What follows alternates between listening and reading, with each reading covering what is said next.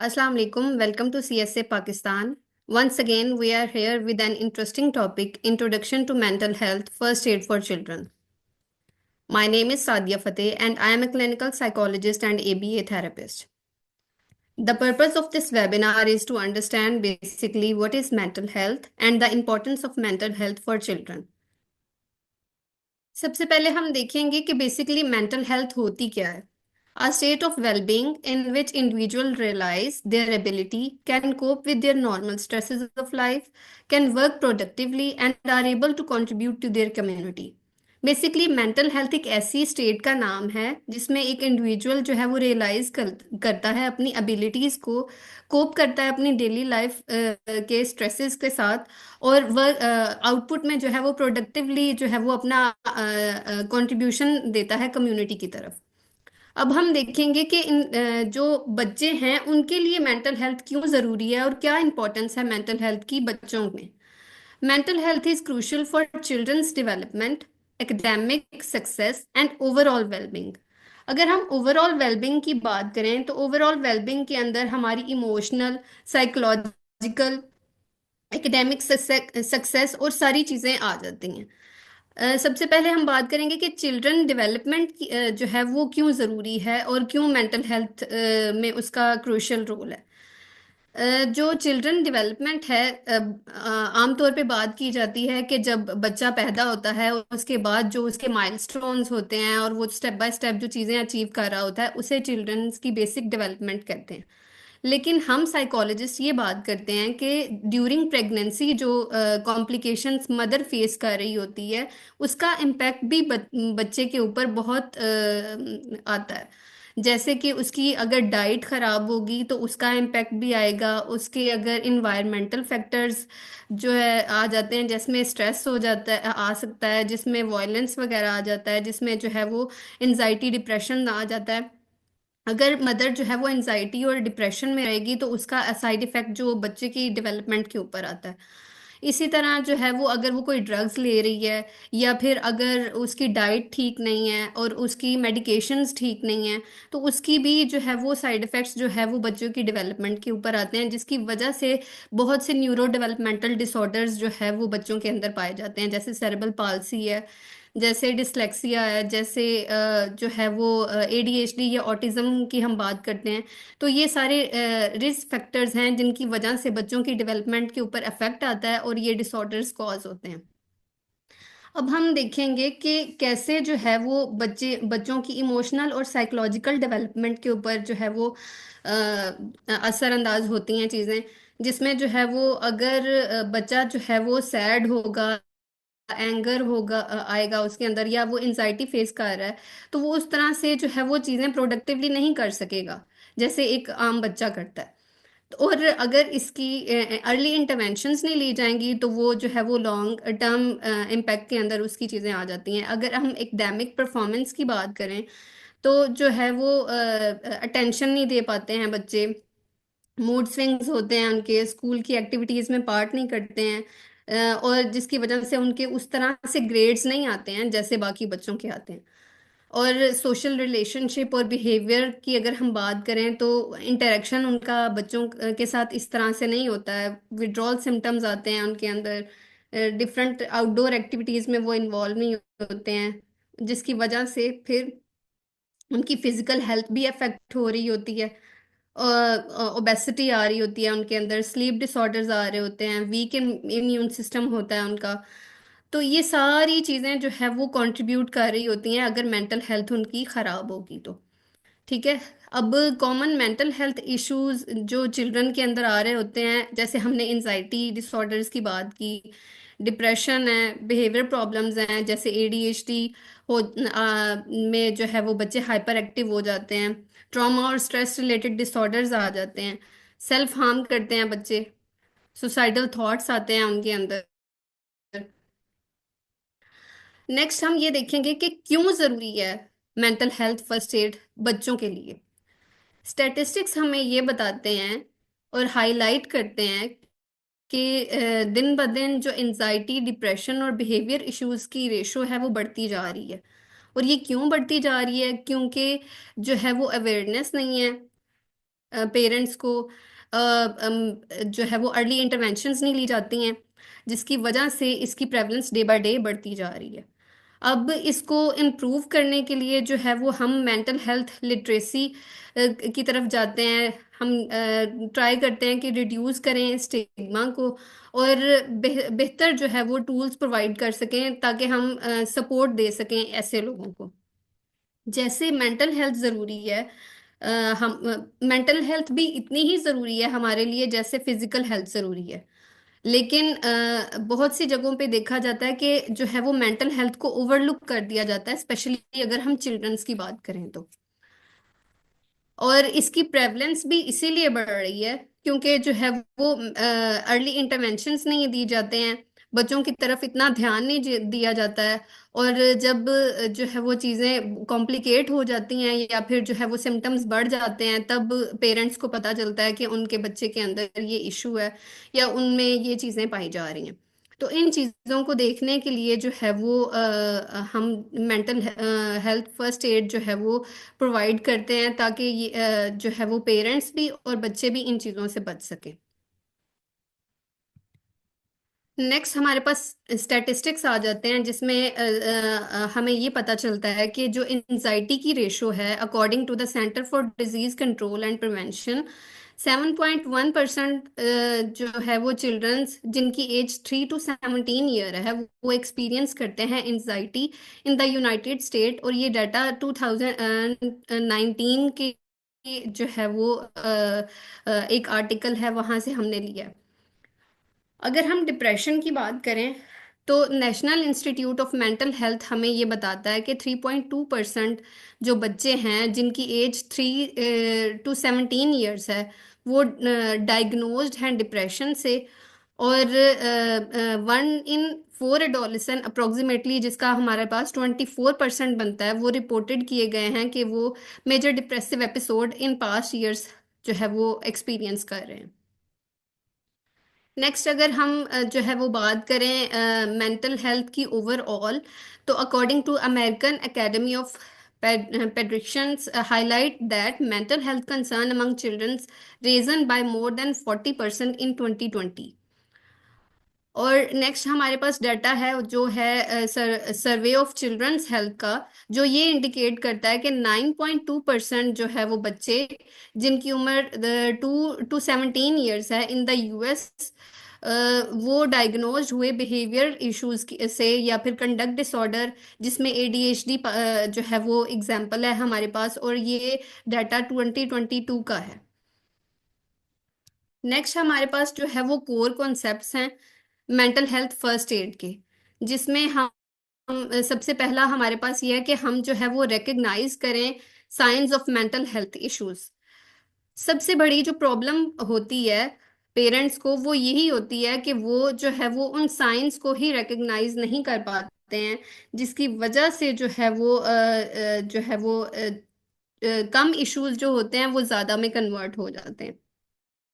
तो उनको ओवरकम करने के लिए जो है वो बिहेवियर इश्यूज को कम करने के लिए जो है वो हमारे पास जो है वो मेंटल हेल्थ फर्स्ट एड का कोर कॉन्सेप्ट आता है कि हम जो है वो उन सिम्टम्स को रिकग्नाइज करें, ठीक है, और फिर उसको जो है वो कंपेशनेट और सपोर्टिव मैनर्स के साथ डील किया जाए। अब जो है वो साइंस और सिम्टम्स की अगर हम बात करें according to DSM-5 TR criteria, तो बच्चों के अंदर जो है वो मूड स्विंग्स पाए जाते हैं, सोशल विड्रॉल आ जाते हैं, स्लीप डिस्टरबेंस आ जाती है, डिफिकल्टी आ जाती है कंसंट्रेटिंग के अंदर, ठीक है। अगर हम उनकी फिजिकल एग्रेशन की बात करें तो उसमें हिटिंग आ जाता है, बाइटिंग आ जाता है, वॉयलेंट बिहेवियर आ जाता है। सेल्फ हार्म की अगर हम बात करें तो उसमें बहुत से ऐसे एक्शंस हैं जैसे कटिंग आ जाता है, हेड बैंगिंग आ जाता है। स्वेयर और इमोशनल आउटबर्स्ट की बात करें तो अनकंट्रोलेबल क्राइंग आ जाता है, स्क्रीमिंग और एंगर इश्यूज आ जाते हैं उनके अंदर। विड्रॉल की अगर बात करें तो वो इंगेज नहीं होते हैं डिफरेंट एक्टिविटीज़ के अंदर, और रिफ्यूजल आ जाता है उनका।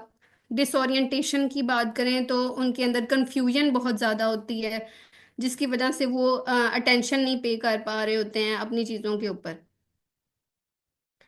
तो इस चीज के लिए हम जरूरी है कि उनको उस अच्छे तरीके से रिस्पॉन्ड किया जाए, सपोर्टिव मैनर के अंदर, ताकि जो है वो जल्दी उस चीज से ओवरकम कर लें।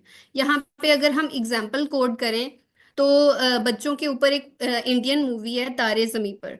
तो उसमें भी सेम पैटर्न जो है वो दिखाया गया है और लोगों को अवेयर किया गया है कि अगर आप जो है वो अर्ली इंटरवेंशंस नहीं लेते हो और बच्चों को उस तरीके से रिस्पॉन्ड नहीं करते हो सपोर्टिव मैनर के साथ, तो उनके अंदर चीज़ें कॉम्प्लिकेट हो जाती हैं। लेकिन अगर आप बच्चे को जो है वो सपोर्टिव वे में जो है वो लेकर चलोगे और उसके इश्यूज को सुनोगे, तो वो डेफिनेटली उन चीज़ों के साथ वो भी ट्राई करेगा कि वो ओवरकम कर सके। इसके अलावा जो है वो बहुत जल्द जो है वो बच्चों को जो है वो प्रोफेशनल हेल्प की तरफ ले अप्रोप्रिएट प्रोफेशनल हेल्प की तरफ लेकर आया जाए, ताकि वो ओवरकम कर सकें इन चीज़ों को और मैनेज कर सकें अपनी डेली लाइफ रूटीन के अंदर। नेक्स्ट हमारा पॉइंट है कि एम्पैथी और एक्टिव लिसनिंग बहुत ज़रूरी है मेंटल हेल्थ फर्स्ट एड में, जिसमें जो है वो जब तक हम बच्चे की बात को सुनेंगे नहीं, उस को एम्पैथी नहीं शो करेंगे और एक सेफ स्पेस नहीं देंगे, तो वो बच्चा अपने आप को एक्सप्रेस नहीं कर पाएगा। तो सबसे ज़रूरी हमारे लिए यही है कि हम उस बच्चे की जो भी नीड है उसको सुने और उसके अकॉर्डिंगली उसकी फिर स्ट्रेटजीज बनाई जाएं और इंटरवेंशन प्लान किए जाएं। और सबसे ज़्यादा ज़रूरी है पेरेंट्स के लिए कि वो कोलेबोरेशन शो करें और जो है वो उस उन चीज़ों को जो है वो जल्दी एज ए प्रिकॉशनरी मेजर्स जो हैं वो लें, ताकि बच्चे जो है वो अपनी डेली लाइफ एक्टिविटीज़ में बेहतर तरीके से परफॉर्म कर सकें। नेक्स्ट हमारे पास हैं टेक्निक्स जो हम मेंटल हेल्थ फर्स्ट एड में यूज करते हैं। इन टेक्निक्स में जो है वो सबसे पहले हमारे पास आता है कि हम असेस करें रिस्क को, जो जो है वो बच्चे को अंदर ड्यूरिंग किसी भी डिसऑर्डर में या किसी भी प्रॉब्लम में बच्चे के अंदर जो रिस्क आ रहा है उसको असेस किया जाए सबसे पहले। अब बच्चे के बिहेवियर को असेस कैसे किया जाता है, इसमें हम सबसे पहले देखते हैं कि जो नॉर्मल हमारा जो है डेवलपमेंटल बच्चे की एज है वो अप्रोप्रिएटली उस एज के अकॉर्डिंग बिहेव कर रहा है या फिर वो उससे डिफरेंटली बिहेव कर रहा है। तो ये एक चीज़ है जिसमें हम डिफ्रेंशिएट करते हैं। फॉर एग्जांपल अगर हम जो है वो एजेस के अकॉर्डिंग देखें, तो टॉडलर्स में हमारे पास बच्चे के अंदर टेंट्रम्स आ जाते हैं, डिफिकल्टी आ जाती है शेयरिंग में। प्री स्कूलर्स में बच्चा जो है वो इम्पल्सिविटी शो करता है और जो है अवॉइड करता है लाइंग टू कॉन्सिक्वेंसेस, वो बस चीज़ें कर रहा होता है। स्कूल एज चिल्ड्रन की अगर हम बात करें तो उसमें जो है वो रूल ब्रेकिंग आ जाता है, सिबलिंग राइवलरीज आ जाती हैं। एडोलेसेंट की अगर हम बात करें तो उसमें मूड स्विंग्स आ जाते हैं, रिस्क टेकिंग आ जाती है, पुशिंग फॉर इंडिपेंडेंस की बात करते हैं वो। अब बच्चों के अंदर ये बिहेवियर्स आते क्यों हैं? क्योंकि with with the passage of time, जैसे जैसे उनकी एज बढ़ रही होती है वैसे वैसे उनके अंदर क्यूरियोसिटी भी बढ़ रही होती है। तो वो क्यूरियोसिटी जो है वो और एक्सप्लोरेशन जो चीज़ें हैं, वो चीज़ों को एक्सप्लोर करने की वजह से वो ये बिहेवियर शो कर रहे होते हैं। सेकंड एक चीज होती है कि इमेच्योर इमोशनल रेगुलेशंस होती हैं और लिमिटेड एबिलिटी होती है to understand rules and consequences. अब इन चीज़ों को जो है वो कैसे जो है वो एक चाइल्ड जब क्राइसिस के अंदर जाता है तो level of risk of self harm को कैसे हम लोग इवेलुएट करते हैं।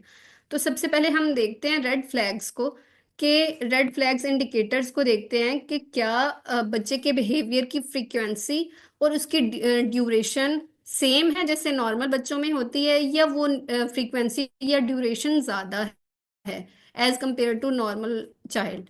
ठीक है, फिर हम इंटेंसिटी देखते हैं कि बच्चा जो एग्रेशन शो कर रहा है या एंगर शो कर रहा है उसकी इंटेंसिटी क्या है। तो इस चीज को जब हम इवेल्युएट करते हैं तो हमें पता चलता है कि बच्चे के अंदर बिहेवियर इश्यूज आ रहे हैं, बच्चे के अंदर जो है वो कोई प्रॉब्लम है जो उसे ट्रिगर कर रही है, जिसकी वजह से ये सारी चीजें हो रही हैं। तो इस चीज को जो है वो हम इस तरीके से फिर इवेल्युएट करते हैं और इवेल्युएशन के बाद हम जो है वो इंटरवेंशन प्लान्स की तरफ जाते हैं। अब कम्युनिकेशन स्किल्स की अगर हम बात करें तो हम जो है वो बच्चों को इनकरेज करते हैं कि वो ओपन डायलॉग के थ्रू या अपनी जो है वो चीज़ों को उस तरह से हम उनकी फीलिंग्स को या उनकी इमोशंस को वैलिडेट करते हैं जिसकी वजह से वो उतने ओपन हो पाते हैं अपने एल्डर्स की तरफ या अपने साइकोलॉजिस्ट की तरफ या अपने थेरेपिस्ट की तरफ। तो वो फिर उन चीज़ों में उस तरह से इन्वॉल्व होते हैं। अगर हम टेक्निक्स की बात करें तो टेक्निक्स के अंदर हमारे पास थेरेपीज आ जाती हैं, जिसमें डीप ब्रीदिंग आ जाती है, माइंडफुलनेस आ जाती है। माइंडफुलनेस में हम बच्चों को ये बताते हैं कि प्रेजेंट में कैसे चीज़ों को रखा जाए। अब ज़रूरी नहीं है कि जो बाकी डिसऑर्डर्स जैसे ऑटिस्टिक बच्चे हैं या एडीएचडी के बच्चे हैं उनमें थोड़ा सा डिफ़िकल्ट होता है चीज़ों को लेकर चलना। लेकिन अगर हम नॉर्मल बच्चों की बात करें, जैसे इंजाइटी या डिप्रेशन के बच्चे आ रहे हैं, जिनके अंदर इंजाइटी या डिप्रेशन के इतने से स्वेयर लेवल नहीं है, तो उनके अंदर हम माइंडफुलनेस की टेक्निक यूज़ कर सकते हैं। उसके अलावा क्रिएटिव एक्सप्रेशन, जिसमें ड्राइंग आ जाता है, पेंटिंग आ जाता है, प्लेइंग विद टॉय आ जाता है, पॉजिटिव एफिमेशंस आ जाती हैं, जिसमें हम कुछ डायलॉग्स के थ्रू, जैसे I am strong, I can do this, I can handle this, ये सारी चीज़ें आ जाती हैं। उसके अलावा जो है टॉकिंग टू एडल्ट्स, जिसमें वो अपनी चीज़ों को जो है वो बच्चों अपनी चीजों को खुल के बयान कर सकें। तो ये सारी चीजें जो है वो हम उनको सिखाते हैं ताकि वो जो है वो इन चीजों से ओवरकम कर सकें। सेफ्टी प्लानिंग्स में हम जो है वो कुछ स्ट्रेटजीज वगैरह प्लान आउट करते हैं, और जिनकी वजह से उनको हेल्प हो जाती है और वो जो है वो अपनी डेली लाइफ एक्टिविटीज को उस तरीके से मैनेज कर सकते हैं। फॉर एग्जांपल, अगर हम एसेंशियल स्किल्स की बात करें या स्ट्रेटजीज की बात करें, तो active listening, patience, empathy, non judgmental attitude और कंसिस्टेंसी, रिलायबिलिटी, ये सारी ऐसी चीजें हैं जो बहुत ज्यादा इम्पैक्ट डालती हैं बच्चे की रेपो बिल्डिंग के अंदर। जब हम बच्चे के साथ रेपो बिल्ड कर रहे होते हैं तो ये सारे पॉइंट्स या ये सारी स्किल्स जो है वो बहुत एक पॉजिटिव इम्पैक्ट डालती हैं, स्पेशली पॉजिटिव रेनफोर्समेंट। और जब हम बच्चे के कोई भी बिहेवियर को ठीक करने की कोशिश कर रहे होते हैं तो हम उसको पॉजिटिवली रेनफोर्स कर रहे होते हैं, और फिर उसके किसी भी जो है वो नेगेटिव बिहेवियर को डिक्रीज करते हैं और उसके अंदर एक पॉजिटिव चीज़ को इंक्रीज कर रहे होते हैं। तो इन स्ट्रेटजीज के थ्रू हम जो है वो उन चीज़ों को ओवरकम कर देते हैं, और उनकी जितनी भी प्रॉब्लम्स होती हैं उनको हम जो है वो सॉर्ट आउट करने की कोशिश करते हैं। फॉर एग्जाम्पल, यहाँ पे हम लोगों ने एक सिनेरियो भी कोट किया है कि अगर एक 10 साल का बच्चा है और वो एंजाइटी के सिम्टम्स शो कर रहा है, जैसे अवॉइडिंग स्कूल या बिकमिंग विदड्रॉन, तो मेंटल हेल्थ फर्स्ट एड उसको कैसे रिस्पॉन्स करती है? वो सबसे पहले उस बच्चे की बात को सुनेगी विदाउट एनी जजमेंट। उसके बाद फिर उसको रीएश्योरेंस और सपोर्ट प्रोवाइड की जाएगी, जिसमें उसे बताया जाएगा कि उसके पेरेंट्स और उसके टीचर्स और उसके जो थेरेपिस्ट हैं वो उनकी बात को सुनेंगे और उनकी जो है वो चीज़ों को प्रॉपर तरीके से लेकर चला जाएगा। फिर उनको जो है वो उसके बाद प्रॉपर अप्रोप्रिएट रिसोर्सेज की तरफ जो है वो रेफर किया जाता है। फॉर एग्जांपल, अगर स्कूल है तो स्कूल काउंसलर्स की तरफ, मेंटल हेल्थ प्रोफेशनल्स की तरफ उनको रेफर किया जाता है ताकि उनकी चीज़ें जो है वो और फर्दर जो है वो ठीक की जा सके। अब इन द एंड हम इसको ऐसे कंक्लूड करेंगे कि जो मेंटल हेल्थ है वो बच्चों के ऊपर कैसे इम्पैक्ट डालती है।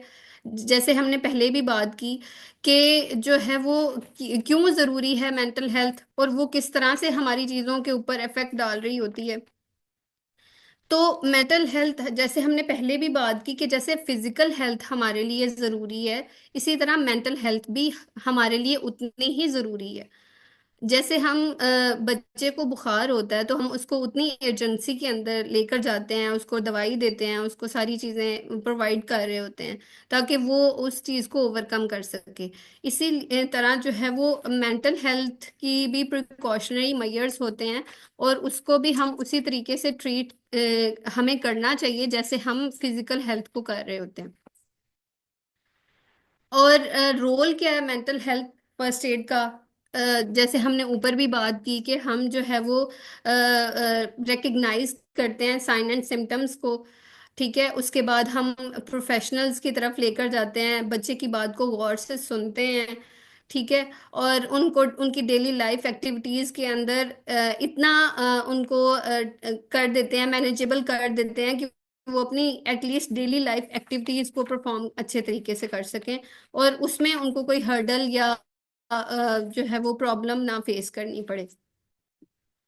बाकी जो है वो अगर बच्चा जो है वो पुअर मेंटल हेल्थ होगी उसकी, तो वो फिर एकेडमिक डिफिकल्टीज को फेस करेगा, उसके रिलेशनशिप इतने स्ट्रांग नहीं होंगे, उसके अंदर लो सेल्फ स्टीम आ जाएगी, जो long term mental health disorders की तरफ लीड करेगी। तो इस चीज से बचने के लिए हम लोग जो है वो अर्ली इंटरवेंशंस, जैसे हमने ऊपर भी बात की कि हम अर्ली इंटरवेंशंस जो है वो लें, और सपोर्टिव इन्वायरमेंट प्रोवाइड करें बच्चों को, और उनको मेंटल हेल्थ सर्विसेज की तरफ लेकर आ सकें, ताकि वो जो चैलेंजेस उन्होंने लॉन्ग टर्म फेस करने हैं वो उन लॉन्ग टर्म चैलेंजेस से बच सकें, और जो है वो अपनी डेली लाइफ एक्टिविटीज में उसी तरह पार्टिसिपेट करें और उसी तरह कंट्रीब्यूट करें जैसे बाकी बच्चे करते हैं। और हमारा मेंटल हेल्थ प्रोफेशनल्स का क्या रोल है? हाँ, कि हम लोग जो है वो अवेयरनेस प्रोवाइड करें, और पेरेंट्स का भी इसमें यही रोल है कि हम जो है वो डिफरेंट ट्रेनिंग प्रोग्राम्स प्रोवाइड करें जो मेंटल हेल्थ से रिलेटेड हों। जैसे सीएसए जो है वो डिफरेंट वेबिनार्स कंडक्ट करवा रहा है मेंटल हेल्थ इश्यूज के ऊपर। इसी तरह जो है वो बाकी कम्युनिटी का भी यही रोल बनता है कि वो जो है वो वेबिनार्स कंडक्ट करवाए जाएं या अवेयरनेस प्रोग्राम कंडक्ट कराए जाएं, जिसमें बताया जाए कि बच्चों की मेंटल हेल्थ क्यों ज़रूरी है, क्यों जो है वो बच्चे जो है वो पीछे रह जाते हैं इन चीज़ों में, क्यों वो उस तरह से पार्टिसिपेट नहीं कर पाते हैं जैसे बाकी बच्चे पार्टिसिपेट कर रहे होते हैं। उनकी जो है वो उनकी वीकनेसेस के बारे में बात की जाए, ताकि जो है वो बच्चों की सेल्फ स्टीम लो ना हो, उनके अंदर कॉन्फिडेंस लेवल जो है वो उस तरीके से आए और वो compete कर सकें एज सोसाइटी के अंदर, और एक अपना बेटर पार्ट प्ले कर सकें जैसे बाकी चीज़ें बाकी लोग कर रहे होते हैं, बाकी चीज़ें देख रहे होते हैं, इसी तरह जो है वो भी कंट्रीब्यूट कर सकें। इसी तरह जो है वो अगर हम मेंटल हेल्थ चाइल्डहुड में ही अगर हम उनकी मेंटल हेल्थ के ऊपर काम करना स्टार्ट कर देंगे, तो उसके पॉजिटिव आउटकम्स उनकी लाइफ के ऊपर आएंगे, और उनके एडल्टहुड में हमें वो ग्रोथ नज़र आएगी जो हम लोगों ने जो है वो अर्ली इंटरवेंशंस लेके और जो हम लोगों ने काम किया होगा वो नज़र आएगी उनकी उन चीज़ों में। तो हमारा यही रोल है कि हम जो है वो ज़्यादा से ज़्यादा अवेयरनेस जो है वो प्रोवाइड करें पेरेंट्स को, स्कूल में टीचर्स को, और जो है वो डिफरेंट वेबिनार्स कंडक्ट कराए जाएं, ताकि जो है वो ये जो प्रॉब्लम है इसको सॉर्ट आउट किया जाए। Thank you very much. That's all from my side. इंशाल्लाह हम नेक्स्ट दोबारा एक और यूनिक टॉपिक के साथ हाजिर होंगे, और उम्मीद है कि आपको ये चीज़ें फ़ायदा देंगी और आप इसको अपनी डेली लाइफ रूटीन में जो है वो इम्प्लीमेंट करेंगे। Thank you. अगर किसी को और भी रिसोर्सेज और रेफरेंसेस की ज़रूरत होगी तो वो भी हम लोगों ने इसके अंदर इंक्लूड कर दिए हैं। फर्दर रेफरेंसेस हैं रीडिंग्स के लिए, कुछ आर्टिकल्स हैं जो आपको जो है वो इंशाल्लाह बेनिफिट देंगी फॉर योर फ्यूचर।